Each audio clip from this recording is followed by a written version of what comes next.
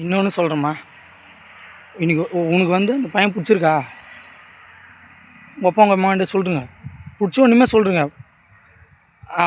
அவனுக்கு வந்து அந்த பொண்ணு பிடிச்சிருக்கா? அவங்க அப்பா அம்மாட்ட சொல்லட்டும். 2 குடும்பமும் பேசி கல்யாணம் பண்ணி வைக்கட்டும். பிடிக்காம போய் பெற்றவங்களுக்கு பிடிக்காம, புள்ள வீட்லேயும் பிடிக்காம, பொண்ணு வீட்லேயும் பிடிக்காம, நீங்கள் 2 பேருமே லவ் பண்ணி வாழ்க்கை வேஸ்ட்டாக போயிடும். அதுவும் 1 வருஷம் 2 வருஷம் பழகினவங்கலாம் வாய்ப்பே இல்லை. நல்லா இருந்தது சரித்திரமே கிடையாது. சண்டை சச்சரவு 1 வருஷம் 2 வருஷம் லவ் பண்ணவங்களாம் கல்யாணம் பண்ணால் கூட மிஞ்சி போனால் 6 மாதம் இல்லை 1 வருஷம் நல்லா இருப்பாங்க. அதுக்கப்புறமா அவங்க பிரச்சனை தீர்க்கவே முடியாத பிரச்சனையாக இருக்கும். இதுக்கும் புரிஞ்சுக்கின்னு லவ் பண்ணுறாங்களோ பண்ணலையோ 1 வருஷத்தில் 2 வருஷத்தில் என்ன புரிஞ்சுன்னு லவ் பண்ணுவேன்? அவன் நல்லவனா, இவன் நல்லவளா, எப்படி புரிஞ்சுக்குவேன்? 1 வருஷத்தில் 2 வருஷத்தில் எப்படி புரிஞ்சுக்குவேன்?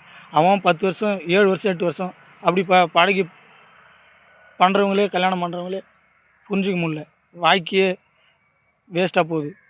சண்டை சச்சரவு தான். நீ 1 வருஷத்தில் 2 வருஷத்தில் என்ன புரிஞ்சு கல்யாணம் பண்ணுவேன்? கல்யாணம் பண்ணி எப்படி நல்லா இருப்ப நீ? 2 வருஷத்தில் என்ன புரிஞ்சுக்குவேன்?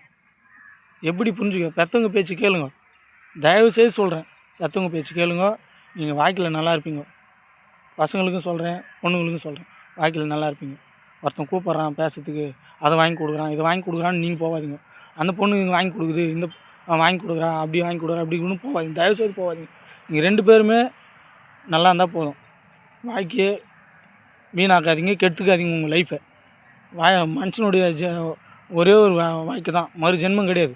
மனுஷனுக்கு ஒரு ஜென்மம் தான் மனுஷன் வாழ்க்கை, மறு ஜென்மம் கிடையாது. உங்கள் வாழ்க்கையை நீங்கள் கெடுத்துக்காதீங்க. உஷாராக இருங்க, வேலைக்கு போங்க, படிங்க, அப்பா அம்மா பேச்சு கேளுங்க. தயவுசெய்து சொல்கிறேன், அப்பா அம்மா பேச்சு கேளுங்க. என்னுடைய அனுபவத்தில் சொல்கிறேன்.